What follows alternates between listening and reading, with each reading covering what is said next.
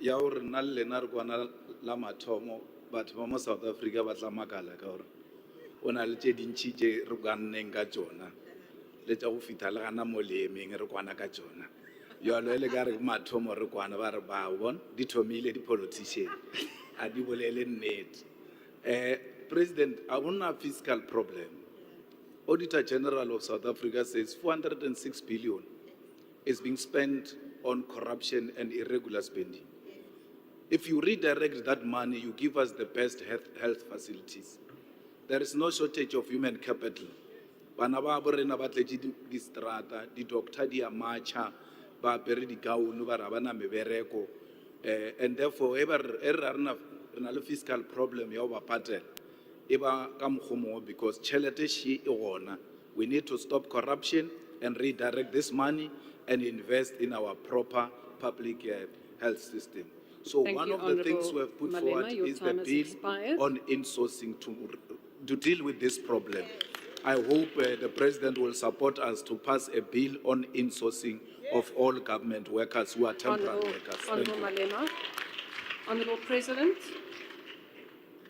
Thank you, Honorable Malema. You know, I spoke about the problem of outsourcing.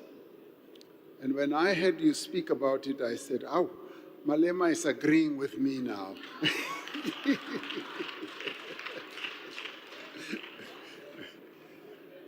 The problem of outsourcing, which I think many of us, even in this parliament, have realized is a major problem that we need to reverse and to arrest rather.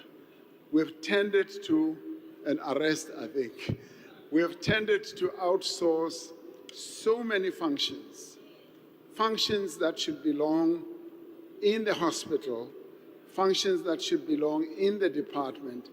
I've even asked the Minister of Health, Minister Akumput, if we have to buy tablets, Panado, why do we need to go to someone else? Or ailor regular Panado? When we know who makes Panado, that firm or entity must provide us with Panado. And if we have to do a tender or a procurement process, we can do it directly. And the minister answered and said, this is complex and all that. And I'd like to say that we need to outsource what government cannot do itself. Many functions we can do ourselves and cheaply and cost effectively. That is precisely what we now need to do. Now I have said, I've declared war on outsourcing. Let us insource as much as we possibly can in government. And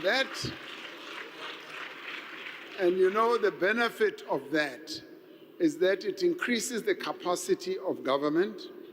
It enables people to want to come and work in government, particularly young people. We train them to be experts, and then we leave them outside of government. We must train them to be experts to come and work in government and do the work that needs to be done in government. And this is now a growing phenomenon around the world.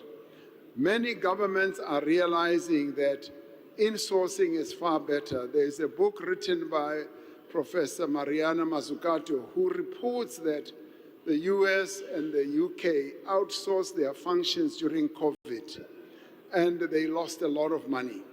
And yet, if they had insourced, like much of what we did here, they would not have. What we did do incorrectly, ourselves, to be critical of myself and us, is that we outsourced the acquisition of the personal PEPs. We outsourced that, and that resulted in major challenges of corruption in our country. And yet we did insource the vaccines. That we handled very well, because only government acquired vaccines and distributed them as it did through the various hospitals and clinics. So there's a great argument to be made for insourcing. Sometimes we find we insource even, the work that should be done in the garden. Mme o cleanang o hirwa ke batho ba bang, a tlo clean, and then ha kweshi the benefits, and after 3 months wa rakiwa. She's out of a job, and yet she's working for a government institution.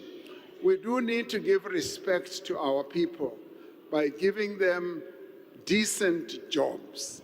Outsourcing does not result in decent jobs. Therefore, insourcing is the best way to go. Thank you, Deputy Speaker. President, I've got a membership form for you.